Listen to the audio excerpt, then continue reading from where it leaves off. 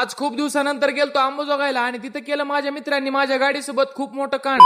रामरा मित्रांनो, आज मस्त दुपारून गाडी काढली आणि निघालो अंबाजोगाईकडे. रस्त्यामधूनच घेतला आपल्या मित्राला, कारण अंबाजोगाईमध्ये एकट्याला काही फिरू वाटत नाही बघा. आहे अंबाजोगाईचा ट्युशन एरिया. इथेच कुठतरी काल परवा एका मुलाचा हाफ मर्डर झालेला आहे. कोणाला माहित आहे कमेंट करून नक्कीच सांगा. नंतर मस्त आलो कटिंग करायला, कारण मित्रांनो खूप दिवस झाले ते कटिंग वगैरे केली नव्हती आणि केसांचा वगैरे सगळा अवतार पण बिघडून गेलेला होता. कटिंग करण्याची खरी मजा तरी ही अशी मालिश करण्यात आहे बघा. जीवाला लईच बरं वाटतंय. कटिंग तर एक नंबर झाले बघा. आता डोक्याला थोडस हलकं वाटतंय. शुक्रवारी आपल्या अंबाजोगाईतल्या अण्णाभाऊ साठे चौकातला खूप मोठा बाजार पण असतोय. नंतर भेटला मला माझा हा मित्र, जो की अंबाजोगाईत नुसता फिरायलाच असतोय. त्याला घेऊन आलो मस्त कपड्याच्या दुकानावर, कारण मला नाईट पॅन्ट घ्यायची होती. बघा मित्रांनो, बाजारातले सगळे लोक बघायलेत, तरी आपल्या ह्या मित्रांचे कसे येडे जाळे असतात ते. नंतर थोडंसं बसण्यासाठी आम्ही आलात आपल्या ड्रीम सिटी मध्ये. दिवसानंतर आपल्या मित्रांसोबत टाइम भेटल्यामुळे मस्त गप्पा वगैरे मारत बसला. मित्र काही गप्पा मारायच्या लायकीचे नाहीत बघा. गाडीच पाडली माझी त्यांनी. आणि नंतर बघा ही गाडी चालवण्याची पद्धत.